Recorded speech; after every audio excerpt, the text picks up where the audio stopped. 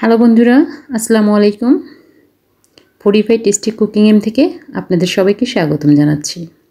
আজকে অন্যতম একটা মজাদার রান্নার রেসিপি নিয়ে আপনাদের সামনে হাজির হয়ে গিয়েছি। সিমের বিচি দিয়ে কাতলা মাছের রেসিপি। অনেক মজাদার এই রেসিপিটা। চলুন আর কথা না বাড়িয়ে দেখে আসি কাতলা মাছের সিমের বিচির রেসিপি। প্রথমে আমি এখানে 300 গ্রাম মাছ, কাতলা মাছ কেটে ধুয়ে বেছে নিয়েছি। এখন আমি মশলাটা রেডি করে নিব।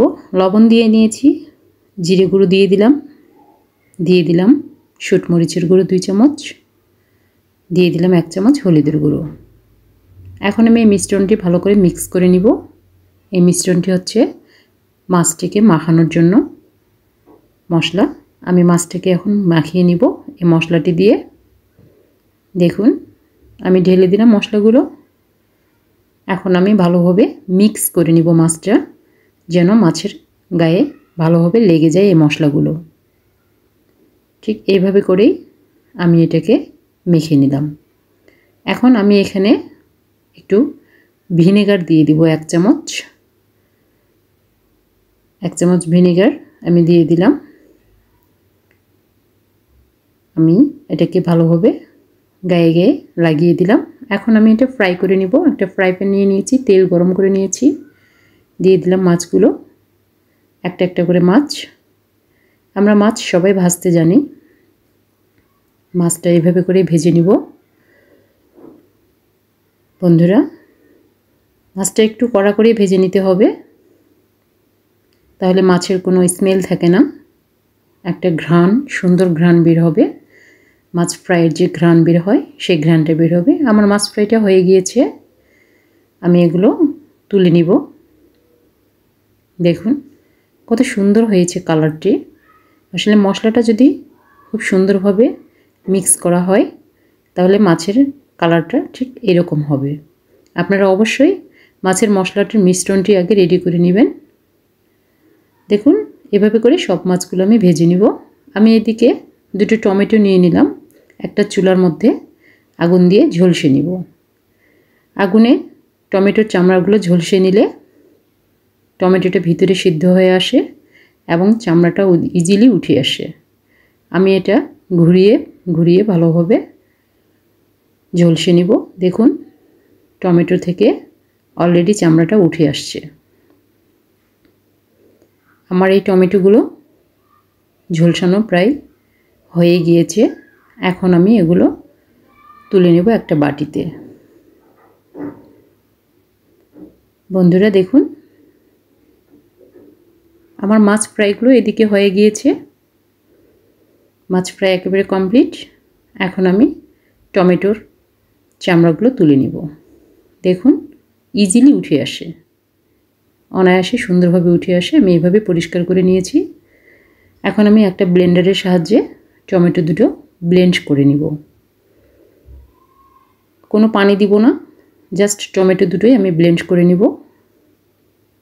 আমি ব্লেন্ড হয়ে গিয়েছে দেখুন। এখন আমি এই ব্লেন্ড করা টমেটোটা একটা বাটির মধ্যে ঢেলে নিব। আমি আপনাদেরকে খুব কাছ থেকে দেখাই, তাহলে আপনারা বুঝতে পারবেন এটা আসলে কত সুন্দর হয়েছে কালারটি। দেখুন এখন আমি একটা তেল দিয়ে দিব কড়াইয়ের মধ্যে। যে পেঁয়াজ কুচিগুলো কেটে রেখেছিলাম সেই পেঁয়াজগুলো দিয়ে দিব। বন্ধুরা আমার পেঁয়াজটা ওদিক ভাজা ভাজা হচ্ছে, এদিকে আমি একটা মশলার মিশ্রণ করে নিব। লবণ দিয়ে দিলাম আমি এখানে হলুদ গুঁড়ো 1 চামচ,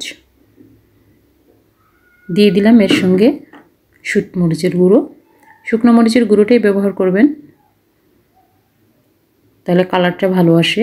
দিয়ে দিলাম জিরে গুঁড়ো এবং ধনিয়া গুঁড়ো 1 চামচ।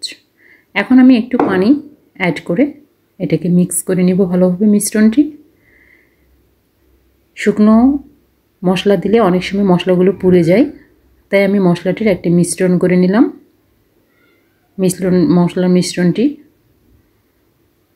কালারফুল হবে এবং দেখতেও ভালো লাগবে, পুড়ে যাবে না, খেতেও ভালো লাগবে। এদিকে আমার পেঁয়াজগুলো ভাজা হয়ে গেছে। আদা রসুন বাটা দিয়ে দিলাম 1 চামচ। এখন এটা একটু নেড়ে চেড়ে নিব। ভাজা ভাজা হয়ে গেল আদা রসুন বাটা সহ। এখন আমি এখানে যে টমেটোর মিশ্রণটা রেখেছিলাম সেই টমেটোর মিশ্রণটা ঢেলে দিব। দেখুন টমেটোর মিশ্রণটা ঢেলে দেওয়ার পরে কিছুক্ষণ নাড়াচাড়া করে নিব। তারপরে যে মশলার মিশ্রণটা করে রেখেছিলাম সেই মশলার মিশ্রণটা আমি দিয়ে দিব। দেখুন সুন্দর একটা কালার চলে এলো। এখন এটা আমি কষে নেব কিছুক্ষণ। এরপরে সিমের যে বিচিগুলো আমি রেখেছিলাম ধুয়ে সেই বিচিগুলো দিয়ে দিব। আমি এখানে 300 গ্রাম সিমের বিচি নিয়েছি। 300 গ্রাম মাছের জন্য 300 গ্রাম সিমের বিচি নিয়েছি। সিমের বিচিগুলো এখন সিদ্ধ করে নিব।